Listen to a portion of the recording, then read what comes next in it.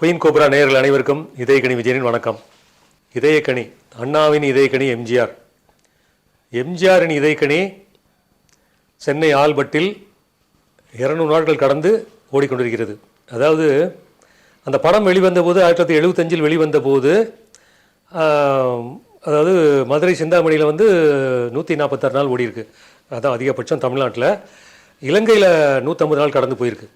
இலங்கையில் அப்படி ஒரு அந்த காலகட்டத்து சாதனை அது. அதை வேறு வேறு படங்கள் அந்த டைமில் நிறைய வந்ததுனால அந்த படம் எடுக்கப்பட்டது.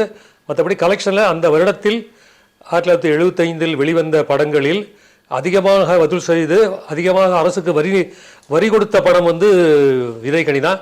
இதை முக்தா சீனிவாசன் எம்ஜிஆரை வைத்து படம் எடுக்காத சிவாஜி வைத்து அதிக படங்கள் தயாரித்த இயக்கிய முக்தா சீனிவாசன் இதயக்கணி படத்தினுடைய வெற்றி விழாவில் அந்த படத்தினுடைய வெற்றி விழாவில் எம்ஜிஆர் கலந்துக்கல.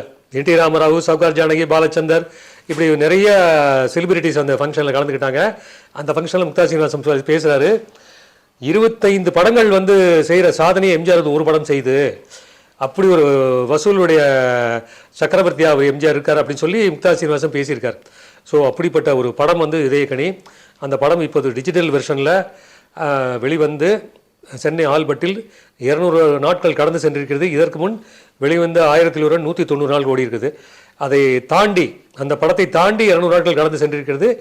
அந்த படத்தினுடைய வெள்ளி விழா பட வரிசையில் இந்த படமும் சேர்ந்திருக்குது.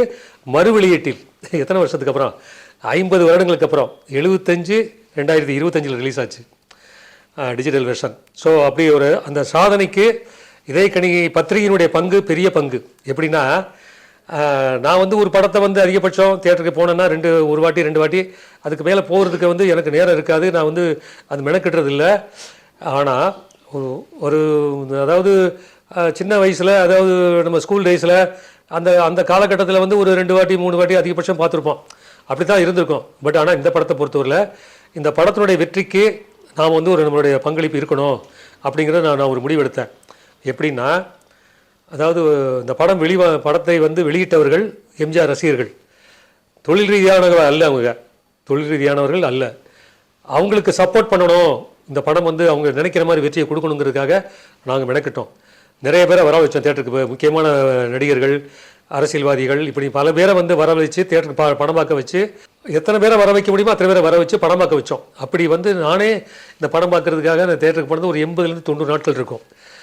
அது பெரிய சாதனை. அது என் வாழ்க்கையில் அது ஒரு பெரிய சாதனை.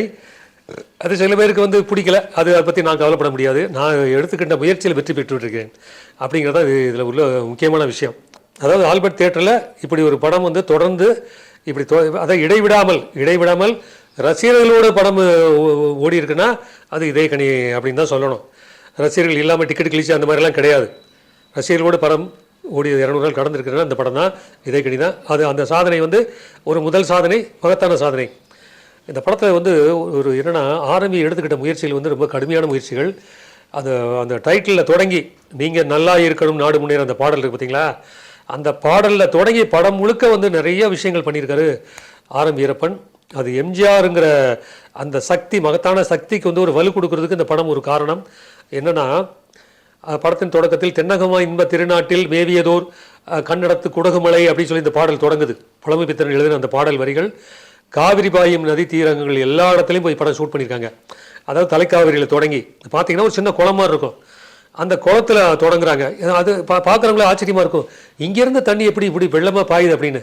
அங்கே தொடங்கி கொஞ்சம் கொஞ்சமாக தண்ணி மலைப்பகுதிகளில் கர்நாடகா மலைப்பகுதியில் அப்படி இப்படி கொஞ்சம் கொஞ்சமாக போய் அப்படியே சங்கமித்து, அதாவது பெரிய பெரிய அணைக்கட்டுகளில் பெரிய பெரிய ஆறுகளில் காவிரி நதியாக பெருக்கெடுத்து போகுதுன்னா அங்கே தொடங்குறது. அதனால் சிவசமுத்திர நீர்வீழ்ச்சி, கல்லணை, இப்படி எல்லா இடங்களையுமே காவிரி பாய்கின்ற எல்லா இடங்களையுமே போய் ஷூட் பண்ணியிருக்காங்க. 2000 கிலோமீட்டர் பயணம் பண்ணியிருக்காங்க. இந்த இடங்களில் மட்டுமே, நீர் பாய்கின்ற இடங்களில் மட்டுமே ஷூட் பண்ணியிருக்காங்க. 2000 கிலோமீட்டர் பயணம் பண்ணியிருக்காங்க ஒளிப்பதிவாளர் என் பாலகிருஷ்ணன் குழுவினர். அதுக்கு அன்னைக்கு 50,000 செலவு.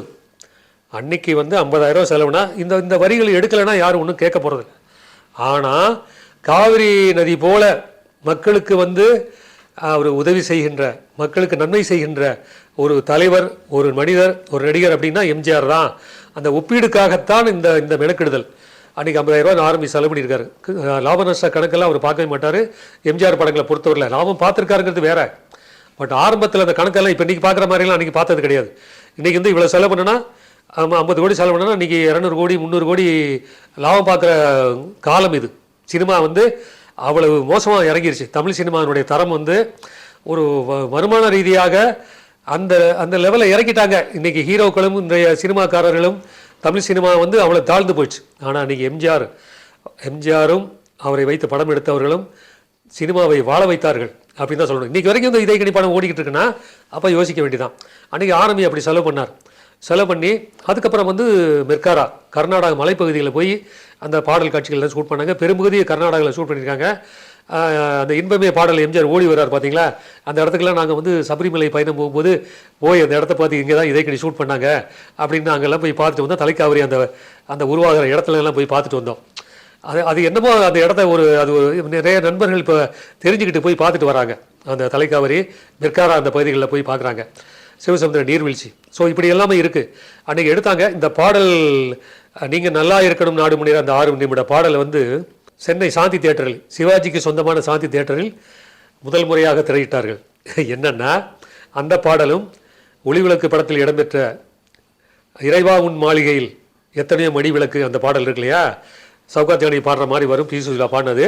இந்த 2 பாடலுமே சாந்தி தியேட்டரில் வந்து திரையிட்டாங்க. எதுக்காகனா புரட்சித் தலைவர் எம்ஜிஆர் அவர்கள் அமெரிக்காவில் சிகிச்சை பெற்ற அந்த தருணத்தில் அவர் குணமாக வேண்டும், நலமாக வேண்டும் என்பதற்காக தமிழகம் எங்கும் உள்ள அத்தனை திரையரங்குகளிலும் இந்த பாடல்கள் திரையிடப்பட்டன. தமிழ்நாட்டில் வேறு எப்போதும் அந்த மாதிரி ஒரு எழுச்சியும் அந்த மாதிரி ஒரு ஆன்மீக ரீதியான ஒரு உணர்வும் வந்து எழுந்ததே கிடையாது தமிழ்நாட்டில். அது ஒரு மிகப்பெரிய சாதனை, சரித்திரம். அது அந்த இதயக்கனி பாடலும் அந்த ஒளிவிளக்கு பாடலும் திரையிடப்பட்டன. அப்படி அமைஞ்ச பாடல் அது. இது என்னென்னா 1975 வந்து நான் அப்போ தான் சென்னை வந்த புதுசில் வந்து வெங்கடேஸ்வரா திருமண மண்டபம் பழங்குப்பார் பக்கத்தில் இருக்கிற திருமண மண்டபத்தில் அங்கே வந்து ஏதோ பாட்டு வந்து ரிஹர்சல் பண்ணிக்கிட்டு இருக்காங்க. பாடல் ரிஹர்சல் பண்ணிகிட்டு இருக்காங்க. என்ன பாட்டுன்னு போனால் உள்ளே போனால் சும்மா வேடிக்கை பார்க்க போனால் நீங்கள் நல்லா இருக்கணும் நாடு முன்னேற அந்த பாட்டு வந்து ஒழிச்சிக்கிட்டு இருக்கு. இது என்ன அந்த பாட்டு எந்த படத்தில் வருதுன்னு தெரியல, அன்றைக்கி தெரியல. ஆனால் அது ரொம்ப நேரம் திருப்பி ரிப்பீட் ஆகிட்டே இருந்துச்சு. அந்த பாடல் வரிகளும் ரிப்பீட் ஆகிட்டு இருந்துச்சு. அதை அன்றைக்கி கவனித்தேன். ஆனால் நான் எதிர்பார்க்கலை. தியேட்டரில் போய் படம் பார்க்கும்போது அடடா நாம் அன்றைக்கி கவனித்த அந்த பாடல் வரிகளாக அந்த படத்தில் வந்திருக்கு அப்படின்னு சொல்லி ஆச்சரியப்பட்டேன். அது என்னென்னா நான் வந்து என்னோடய ராஜபாளையத்தில் தான் அந்த படம் பார்த்தேன்.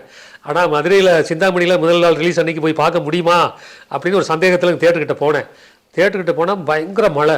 முதல் நாள் அவ்வளோ மழை வந்து கொட்டிக்கிட்டு இருக்கு.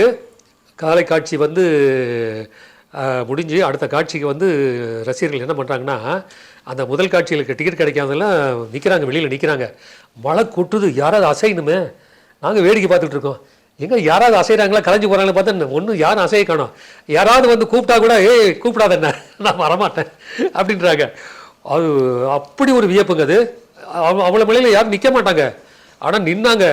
ஒருத்தர் வந்து வீட்டிலேருந்து ஏதோ கூப்பிட்றாங்க அப்படின்னு சொல்லி ஒரு இது வருது, அழைப்பு வருது. அவர் வந்து நான் வரமாட்டேன் அப்படின்னாங்க. இல்லை வீட்டுக்கு நீ வரலன்னா வீட்டுக்கே வரக்கூடாதுன்ட்டாங்க அப்படின்னு சத்தம் போடுறாங்க அப்படின்னு சொல்லி என்ன பண்ணாங்கன்னா சரி வேறு வெளியில் நான் வேணா வெளியே விட மாட்டேங்கிறாங்க. 3-4 வரிசையாக நிற்கிறாங்க. அவர் அது முதல் வரிசையில் இருக்கார்.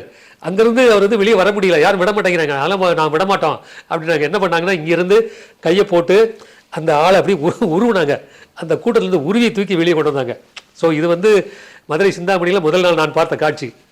ஸோ இப்படி ஒரு சரித்திரமிக்க ஒரு விஷயம் வந்து அந்த காலகட்டத்தில் நான் பார்த்தேன். நன்றி, வணக்கம்.